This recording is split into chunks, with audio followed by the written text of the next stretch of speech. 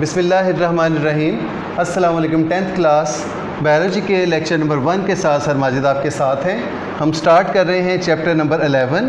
Book page अब open करेंगे 18 and 19 और आज का हमारा टॉपिक है होम्योस्टेसिस इन प्लांट्स। अब हम चलते हैं बुक की तरफ। बुकलेट खोलें। हमारा पहला सवाल है डिफ़ाइन होम्योस्टेसिस। पेज नंबर 19 आपके 18 पेज नंबर आपके सामने है। Homeostasis may be defined as the maintenance of internal conditions of body. Homeostasis की तारीफ ये है कि बॉडी के अंदरूनी हालात को बरकरार रखा जाए at equilibrium despite changes in external environment. तो तवाज़न की हालत में बॉडी के अंदरूनी हालात को रखा जाए, बेशक बाहर का माहौल तब्दील होता रहे। For example the body temperature of humans remains at about 37 degree centigrade. तो इंसान के जिस्म का जो टेम्परेचर है वो 37 डिग्री सेंटीग्रेड पर बरकरार रहता है। अगला सवाल है व्हाट इज़ ऑस्मो रेगुलेशन।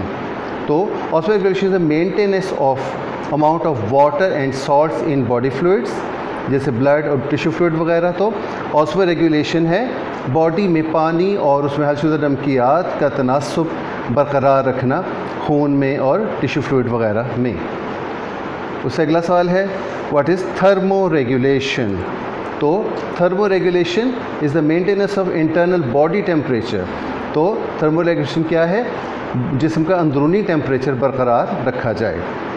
अगला सवाल व्हाट हैपन्स ड्यूरिंग एक्सक्रीशन। अम्ल अखराज के दौरान क्या होता है? Excretion is also process of homeostasis.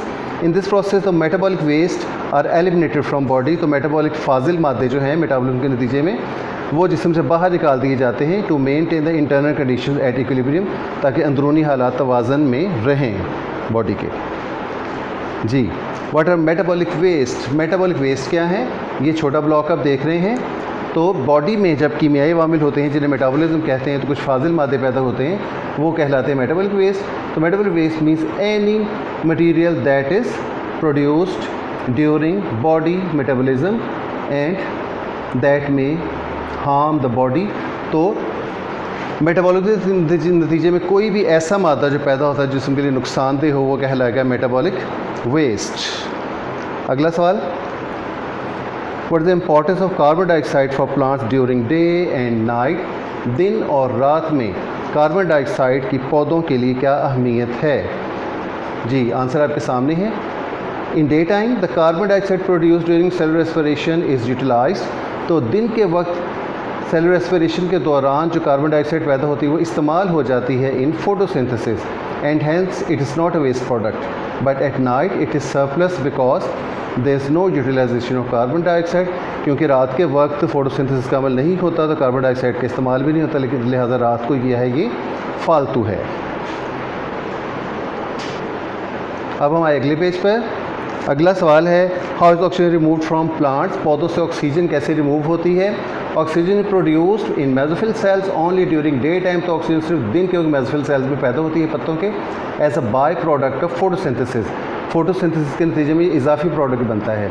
After its utilisation in cellular respiration the mesophyll cells remove the extra amount of oxygen through stomata. तो oxygen को इस्तेमाल करने के बाद जब सेलुलर रेस्पिरेशन इस्तेमाल कर लेते हैं तो बाकी बची ऑक्सीजन को स्टोमेटा के ज़रिए मेसोफिल सेल्स बाहर निकाल देते हैं। अगला सवाल how is extra water remove from plants. पौधों से फालतू पानी कैसे निकलता है? तो देखें plants obtain water from soil and it's also produce in the body. तो मिट्टी से पौधे पानी हासिल करते हैं और बॉडी में भी पैदा होता है ड्यूरिंग सेलुलर रेस्पिरेशन। तो plants store large amount of water in their cells for turgidity. तो अपने तनाव के लिए बड़ी मिकदार में पानी पौधे अपने अंदर जमा कर लेते हैं। Extra water is removed from plants by transpiration. फालतू पानी ट्रांसपायरेशन के अमल के ज़रिए पौधों से निकल जाता है। तो अब आपको पता होना चाहिए कि ट्रांसपायरेशन क्या है, व्हाट इज़ ट्रांसपायरेशन। तो उसका आंसर है ये transpiration is the loss of water from plant surface in the form of vapours. तो पौधों की सतह से बुखारात की शक्ल में जो पानी निकल जाता है वो उस अमल को कहते हैं ट्रांसपायरेशन। आखिरी सवाल what is guttation. The appearance of drops of water on the tips and edges of leaves is called guttation. पौधों के किनारों पर और नोकों पर जो पानी के कतरे नुमदार होते हैं, इनके नुमदार होने के अमल को कहते हैं गटेशन। इसके साथ ही पहला लेक्चर ख़त्म हुआ। अगले लेक्चर के साथ फिर मिलेंगे, तब तक के लिए अल्लाह हाफ़िज़।